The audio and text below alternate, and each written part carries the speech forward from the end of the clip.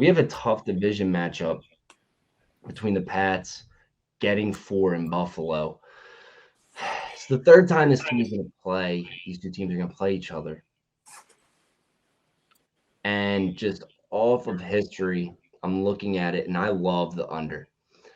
And I think my favorite part about the under is DraftKings is doing a promotion for Hammer the Over, which in turn, I look at the tickets, the over is getting all the love, but the under is a sharp play. I love the under just off. You have a tough defense facing a one-dimensional offense, and then that team with the tough defense has a rookie quarterback that doesn't really have weapons. And lately, they haven't really been able to get going early. As you saw it in the Dolphins. Sean, I'm sure you were furious at that one. Mac Jones made a pass that probably cost them that game. That pick six early that put them out of it.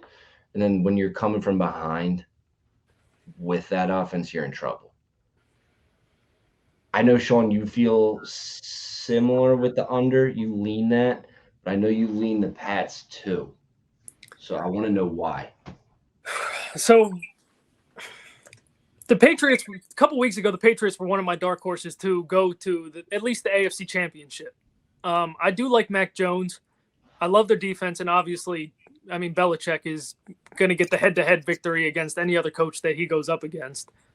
Get like the check mark on his side. I do lean the under. Mac Jones is keeping me off this game. I didn't like at all, like you said, what I saw last week. I mean, Miami had nothing to play for, and they smoked the Pats nearly start to finish. I didn't expect that team to show up, and that's what's scaring me off the Pats side here. But there's no way I'm taking the Bills.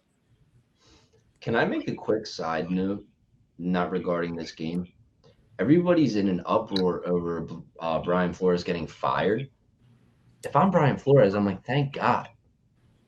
I'm going to get me out of here.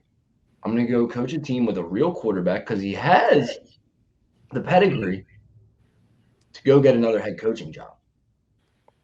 And if I'm him, I don't want to deal with Tua anymore. Tua, their record reflects exactly what Tua is. You're right on the cusp, but you're not ever going to get there.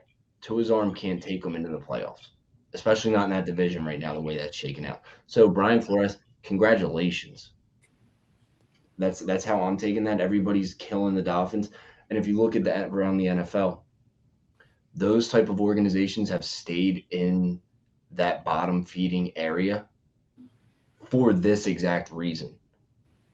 The quick turnovers, the wrong picks, the wrong coaches. It's like, I don't know why anyone's surprised that the Dolphins made the wrong decision. They've made plenty of them. Over the course of our lives, they've only made wrong decisions.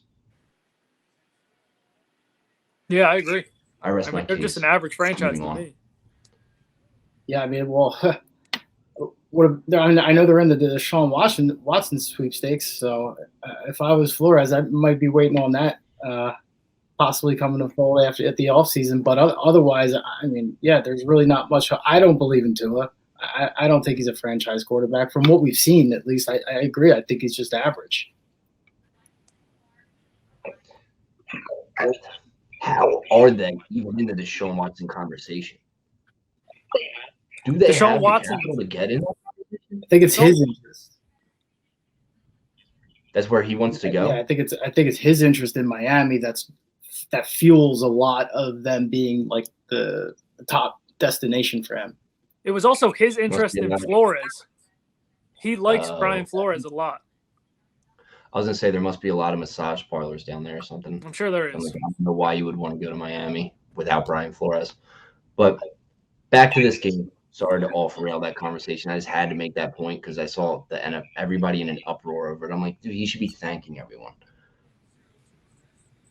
When I really look at this game, Josh Allen has to be what he was in the beginning of this season and the beginning of last season. That offense has been stumbling of late. They didn't handle the Jets like people thought they should. They haven't really been handling anybody of late. And they played a lot of bad teams. In the beginning of the season, they bullied all the bad teams in the NFL, so everybody thought they were a front runner to take it. But right now, it doesn't look like him and Stephon Diggs are on the right page. His numbers have fallen off drastically. They don't run the ball, they refuse to, which I just can't understand. And when you're facing a defensive mind like Bill Belichick and his wild son, you need to be able to mix it up a little bit. You can't be one dimensional because Bill's just going to feed right into that. So I think that's going to be a tight one, and I think Bill's going to be able to bend but not break. Most importantly, in that game, which is going to keep that one under.